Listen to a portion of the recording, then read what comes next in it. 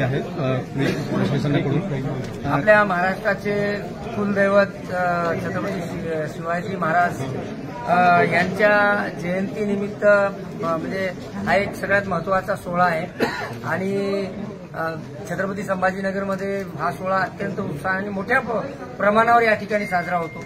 मोठ्या प्रमाणावर या ठिकाणी लोक क्रांती चौक या ठिकाणी येतात आणि संपूर्ण उत्साहाचं वातावरण असतं। अशा वेळेला पोलीस बंदोबस्त हा अत्यंत महत्त्वाचा भाग असतो। कोणतंही सेलिब्रेशन असो त्यामध्ये महिलांना सुरक्षित वाटावं, मुलांना मुलींना सुरक्षित वाटावं, कुठले म्हणजे अप्रिय घटना घडू नये, अपघात घडू नये आणि त्यामुळे कोऑर्डिनेशन खूप महत्त्वाचं असतं। त्यामुळे आज सर्व मंडळाचे पदाधिकारी, प्रोसेशनचे जे इन्चार्ज असतील त्यांना आणि जनप्रतिनिधी यांना या ठिकाणी आम्ही येण्याची विनंती केली। आम्ही सर्वांनी मिळून चर्चा केली आणि हा शिवजयंती उत्सव हा अत्यंत चांगल्या पद्धतीने आणि सुरक्षित पद्धतीने कसा साजरा करता येईल याच्यावर चर्चा झाली। काही मुद्दे आमच्या समोर आले ज्याच्यामध्ये जनतेला जे गैरसोयी निर्माण होतात, उदाहरणार्थ पिण्याच्या पाण्याची सोय पाहिजे, टॉयलेट पाहिजे, त्याप्रमाणे काही म्हणजे मनोरे वॉच टावर्स वगैरे देखील पाहिजे असतात।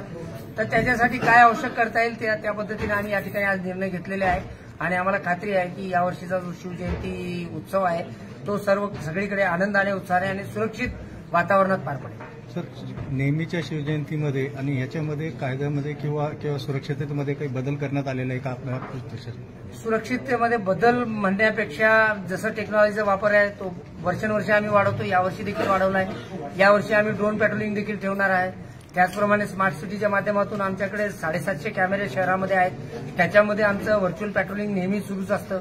तर जे मिरवणुकीचे मार्ग असतील, जे रॅलीचे मार्ग असतील, त्या ठिकाणी ज्या ठिकाणी कॅमेरे असतात त्याच्या माध्यमातून आम्ही कंट्रोल रूमला डायरेक्टली त्याच्यावर सुपरविजन करू शकतो आणि याचा वापर आम्ही करत आहोत। शिवभक्तांना जे येणारे लोक आहेत तिथं जमा होणार आहेत, सगळ्यांना शिवजयंती साजरा करणार आहेत, अशा लोकांना येताना आपण कुठल्या प्रकारचे हे करायला पाहिजे, आवाहन करणार ते सांगा। नाही, आम्ही हे सांगितलेलं आहे की आपण डीजे मुक्त प्रत्येक सण साजरा करतो, त्याप्रमाणे शिवजयंतीमध्ये देखील डीजे मुक्त असायला पाहिजे।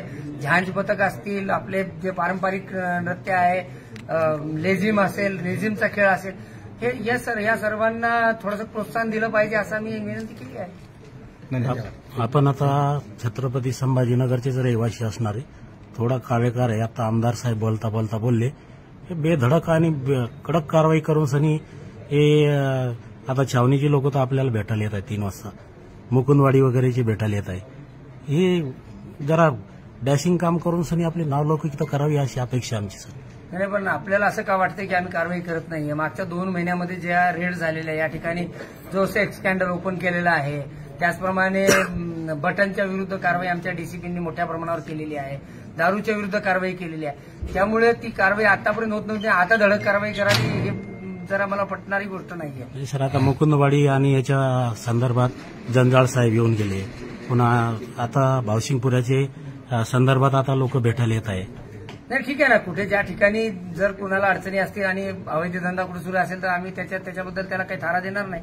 स्ट्रिक्ट कारवाई त्याच्यात 100% होईल। मुकुंदवाडीला जेव्हा दारूची विक्री होत होती त्यावेळेस मी स्वतः त्या ठिकाणी रेड केली जाऊन, आणि आता डीसीपी माझ्याकडे 2 यंग डीसीपी आहेत, ते रेग्युलरली कारवाई करत आहेत। नाही, दारूचे दुकान आहे त्याच्या बाजूला पिण्यासाठी स्पेशल जागा आहे सर। नाही, कारवाया केलेल्या आहेत, थोडासा काहीतरी गैरसमज होतो।